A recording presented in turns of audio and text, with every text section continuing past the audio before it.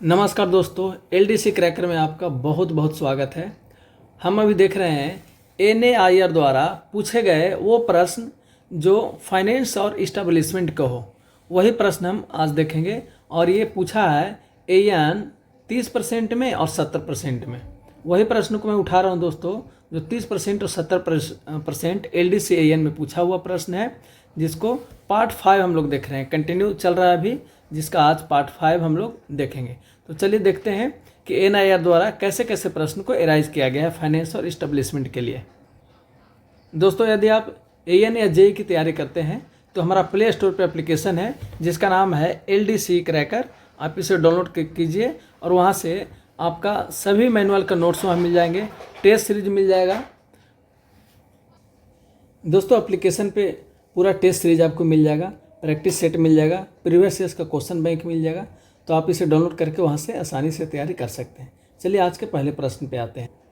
पहला प्रश्न दोस्तों कह रहा है, the government had decided to merge rail budget with the union budget from which budget year.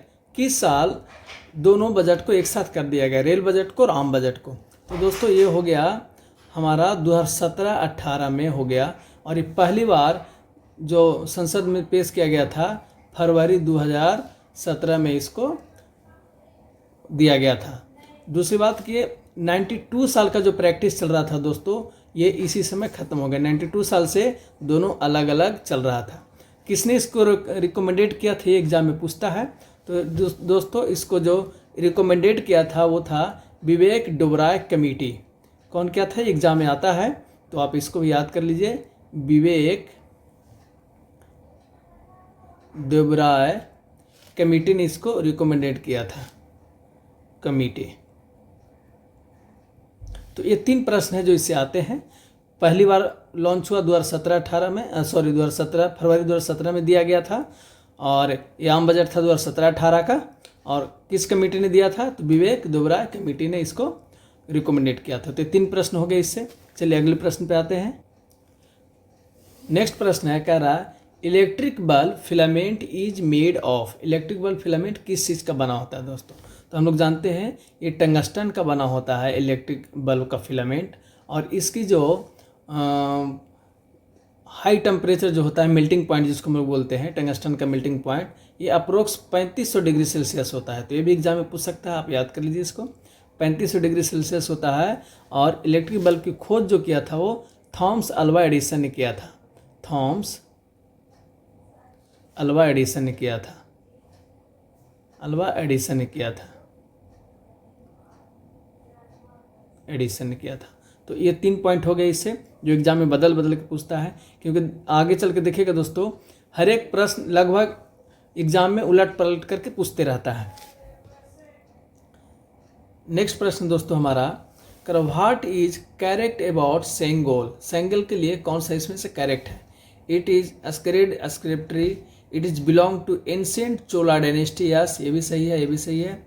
It represents ethic और स्पिरिचुअल ऑथोरिटी और धर्मादंडा। यस, ये भी सही है। यानी ऑल ऑफ दीज हो जाएगा दोस्तों। ये जीके का प्रश्न था। 1-2 जीके देख लेते हैं कि जो एग्जाम में आया हुआ है वही प्रश्न को हम लोग रिपीट ले रहे हैं। तो आंसर हो जाएगा हमारा 4। दोस्तों ये 1947 ईस्वी में जवाहरलाल नेहरू को दिया गया था ये सेंगोल, और ये ट्रांसफ़र ऑफ पावर का प्रतीक है। सेंगोल जो है वो ट्रांसफ़र ऑफ पावर का प्रतीक है। ट्रांसफ़र ऑफ पावर का प्रतीक है। और अभी हमारे संसद भवन में लोकसभा अध्यक्ष की कुर्सी के पास से स्थापित किया गया है। तो ये 2-3 प्रश्न हैं जो एग्जाम में आते हैं। ये 5 फीट चांदी से बना हुआ लंबा राजदंड है। चलिए अगला प्रश्न है हमारा, when does the solar ellipse occurs. कह रहा है कि सूर्य ग्रहण कब लगता है, कैसे लगता है? तो आंसर हो जाएगा when moon between earth and sun. चलिए इसको फिगर से समझते हैं, याद करना आसान हो जाएगा। और अभी सोलर के एग्जाम में पूछा हो सकता है कि मून इलिप्स पूछ दे, चंद्र ग्रहण के बारे में पूछ दे। तो याद कर लीजिए, ऊपर रहेगा सूर्य, ये फिक्स रहेगा, इसको चेंज नहीं करना है। ये हमारा है सन, ऐसा मान के चलिए। और ये हमारा है अर्थ, नीचे अर्थ। बीच में यदि मून आ गया, बीच में यदि मून आ गया तो देखिए सन की रोशनी अर्थ तक नहीं आ रही है। तो इसका मतलब ये हमारा हो गया सोलर इलिप्स हो गया दोस्तों, सोलर इलिप्स हो गया ये। है ना। सूर्य ग्रहण हो गया ये। चंद्र ग्रहण कब होगा? तो देखिए दूसरा फिगर बनाते हैं एक। मान लीजिए ये हमारा सन है, ये हमारा सन है, ये फिक्स रहेगा, और ये हमारा बीच में अर्थ आ जाएगा, ये हमारा अर्थ हो जाएगा, और नीचे आ जाएगा मून। तो ये हमारा हो जाएगा, नीचे हमारा हो जाएगा मून। तो सूर्य की रोशनी देखिए नहीं आ रही है मून तक, बीच में क्या अर्थ रोक दे रहा है। तो ये हमारा हो गया चंद्र ग्रहण। चंद्र ग्रहण हो गया, जिसको हम लोग मून इक्लिप्स भी कहते हैं। तो ये 2 प्रश्न हैं जो एग्जाम में आते हैं, तो हमारा आंसर हो जाएगा 3। चलिए अगले प्रश्न पे आते हैं। अगला प्रश्न है हमारा 2-3 प्रश्न जीके का है दोस्तों, जो एग्जाम में पूछा हुआ देख लेते हैं, उसके बाद हमारा आ जाएगा एस्टेब्लिशमेंट और फाइनेंस का प्रश्न। प्रश्न कह रहा है what is Amrit Bharat station scheme of Indian railway. तो पढ़ के देखते हैं कौन कौन सा स्कीम इसमें आ रहा है कि नहीं आ रहा है। It is the modernise railway station across India. ठीक है, सही है, एक मॉडर्न स्टेशन बन रहा है। It aims to create master plan to enhance the facilities as the station. ये एक मास्टर प्लान है और सारे फैसिलिटी स्टेशन पर देने के लिए प्लानिंग किया गया है, ये भी सही है। यानी बोथ ए एंड बी दोनों सही है, तो आंसर हो जाएगा हमारा 3 नंबर, बोथ 1 and 2। इसमें एक और प्रश्न यदि एग्जाम में पूछना चाहे दोस्तों तो पूछ सकता है कि इनिशिएट कब किया गया था, लॉन्च कब किया गया था। तो दोस्तों ये लॉन्च हुआ था दिसंबर 2022 में लॉन्च हुआ था दोस्तों। तो ये प्रश्न का पूरा मोस्टमार्टम हो गया लगभग, एग्जाम में ये आ सकता है, तो इसको सिर्फ याद कर लीजिए। अगला प्रश्न है who is considered as father of Indian railway. तो हम लोग सभी जानते हैं फादर ऑफ इंडियन रेलवे किसको कहा जाता है, लॉर्ड डलहौजी को फादर ऑफ इंडियन रेलवे कहा जाता है, जो 1853 में पहली बार ट्रेन चलाने के लिए इसको फादर माना जाता है। कहाँ से चला था? मुंबई से ठाणे तक चला था दोस्तों, मुंबई से ठाणे तक चला था। चलिए अगले प्रश्न पर आते हैं। नेक्स्ट प्रश्न है when where then first general election held in Indian after the independence. आज़ादी के बाद पहली बार जनरल इलेक्शन कब हुआ? ये तो बहुत इंपॉर्टेंट प्रश्न है और अक्सर आता है। 1951-52 में पहली बार हुआ था। जीके का प्रश्न है, पूछा हुआ एग्जाम में। चलिए अगले प्रश्न पे आते हैं। अगला प्रश्न है हमारा फुल फॉर्म ऑफ CGEGIS का फुल फॉर्म क्या होता है। तो दोस्तों इसका फुल फॉर्म होता है central government employ group insurance scheme, इसका फुल फॉर्म होता है। और ये जो स्कीम है दोस्तों मैंडेटरी वेलफेयर स्कीम है, मतलब कंपलसरी है लेना के अकाउंट से ऑटोमेटिक करते जाता है। और इसका बेनिफिट ये है कि रिटायरमेंट या डेथ के समय ये पूरा प्लान बेस में मिलता है। अगला प्रश्न है हमारा which is the smallest ocean in the world. The smallest ocean है दोस्तों आर्टिक ओशियन है, जो सबसे छोटा है। और सबसे लार्जेस्ट यदि कहेगा तो हो जाएगा पैसिफिक ओशियन, ये है जो सबसे लार्जेस्ट है। पैसिफिक ओशियन ये है जो दोस्तों सबसे लार्जेस्ट ओशियन है, ये सबसे लार्ज है। और अभी हमारा स्मॉल पूछा था, तो स्मॉल हो जाएगा आर्कटिक ओशियन। अगला प्रश्न है हमारा which is a smallest continent in the world. Smallest continent कौन है? तो स्मॉलेस्ट कंटिनेंट जो है वो ऑस्ट्रेलिया है, और सबसे बड़ा जो बिगेस्ट कंटिनेंट है वो एशिया है। यही 2 प्रश्न से बन सकता है। स्मॉलेस्ट रहेगा पूछेगा प्रश्न में तो ऑस्ट्रेलिया हो जाएगा, और बिगेस्ट पूछेगा तो एशिया हो जाएगा। नेक्स्ट प्रश्न है which is the smallest state in India. सबसे छोटा स्टेट कौन सा है? तो सबसे छोटा स्टेट हमारे भारत का गोवा है, और सबसे बड़ा जो हो जाएगा वो है राजस्थान। राजस्थान सबसे बड़ा स्टेट में गिनती होता है, और सबसे छोटा में होता है गोवा। अगला प्रश्न है when was the first passenger railway lines open in India. देखिए दोस्तों प्रश्न रिपीट हो रहा है ना, अभी पूछा था फादर ऑफ रेलवे पूछा था, जिसको हम लोग लॉर्ड डलहौजी देखे थे। उसी प्रश्न को कैसे घुमा के फिर पूछा है रेलवे से संबंधित, तो ये हो जाएगा 1853 में चला था। कहाँ से कहाँ तक चला था? मुंबई से ठाणे तक चला था, मुंबई से ठाणे तक चला था। और ये चलाया था कौन? तो लॉर्ड डलहौजी ने चलाया था। ये चलाया था कौन? लॉर्ड डलहौजी ने चलाया था, डलहौजी चलाया था। ये 3 प्रश्न है, अभी ये पूछा था, अभी ये पूछा है 1853 में चला था। तो इसी से घुमा घुमा के प्रश्न बार बार पूछते रहता है दोस्तों। वेयर इज द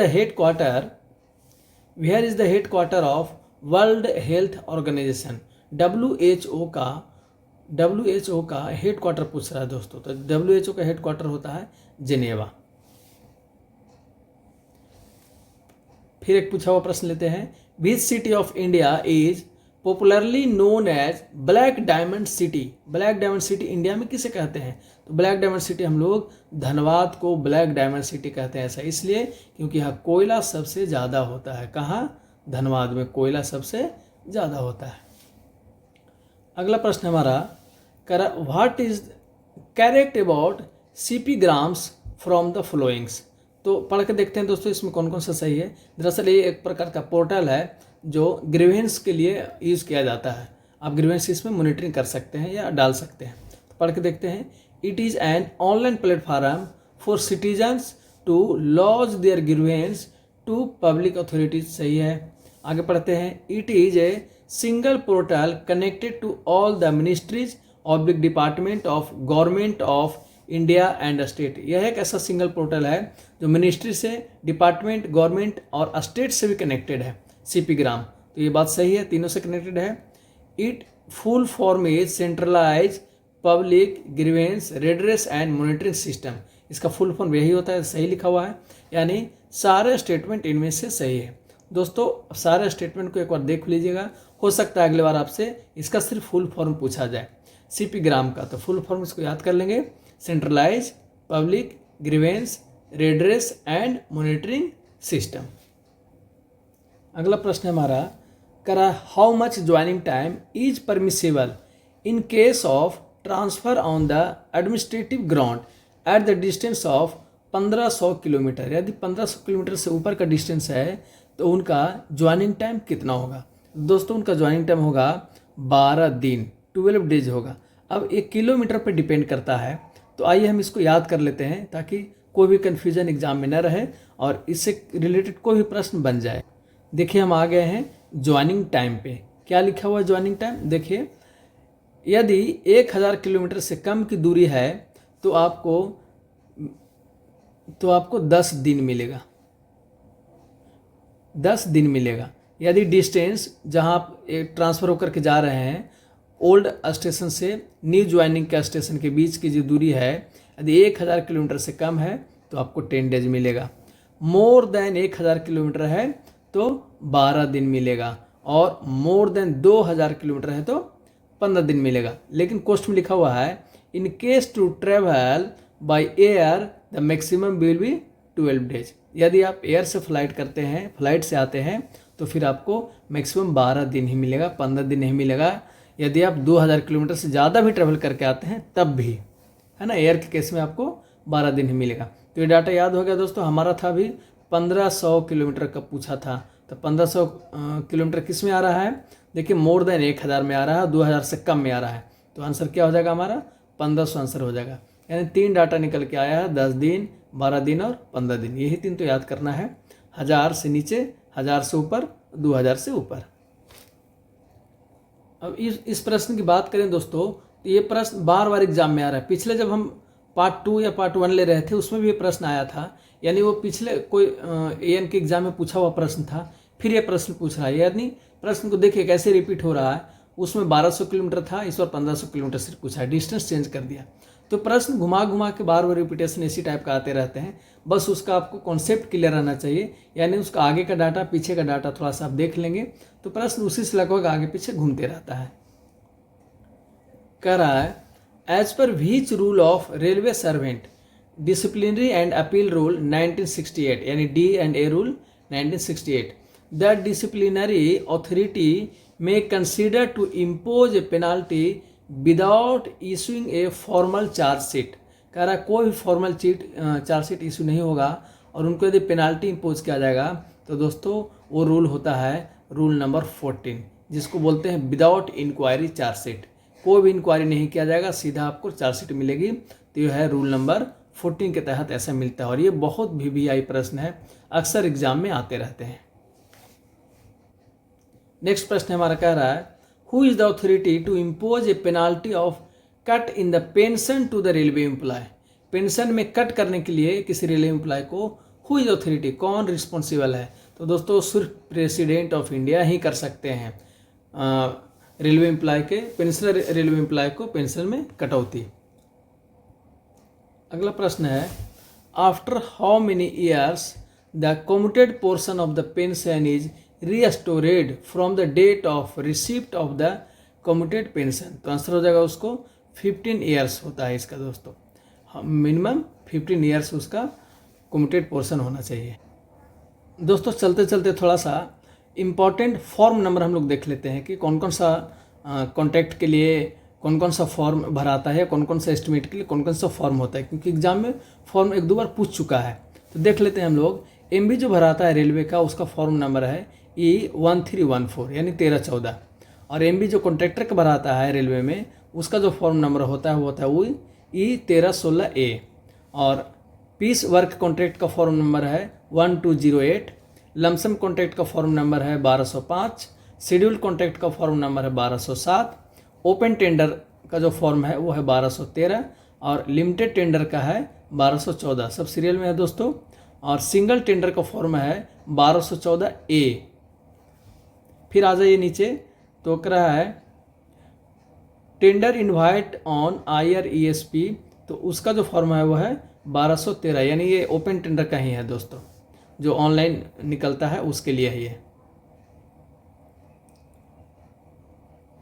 अब आ जाइए, अब्स्ट्रैक्ट एस्टिमेट का जो फॉर्म नंबर होता है वो है 702, डिटेल एस्टिमेट का जो फॉर्म नंबर है वो है 703, सप्लीमेंट्री एस्टिमेट का जो फॉर्म नंबर है वो है 707, और रिवाइज एस्टिमेट का जो फॉर्म नंबर है वो है 708, और प्रोजेक्ट अब्स्ट्रैक्ट एस्टिमेट का जो फॉर्म नंबर है वो है 709, और कंस्ट्रक्शन एस्टिमेट का जो फॉर्म नंबर है वो है 710 E710, और कंपल्सन एस्टिमेट का फॉर्म नंबर है E713, गेट पास का फॉर्म नंबर होता है E1350, और मास यानी मटेरियल एट साइट का फॉर्म नंबर होता है E1441 1441। तो ये मेन इंपॉर्टेंट टेंडर्स या एस्टिमेट जो है या कॉन्ट्रैक्ट है, ऐसा को फॉर्म नंबर था, एक जगह कलेक्शन में कर लिया हूँ ताकि आपको एग्जाम में आए तो आप आसानी से इसे मार सकें। तो इसको याद कर लीजिए दोस्तों लिख करके। अभी तक हमारे चैनल को आप सब्सक्राइब नहीं किए तो कृपया सब्सक्राइब कर लीजिए, लाइक कर लीजिए। बहुत बहुत धन्यवाद वीडियो देखने के लिए।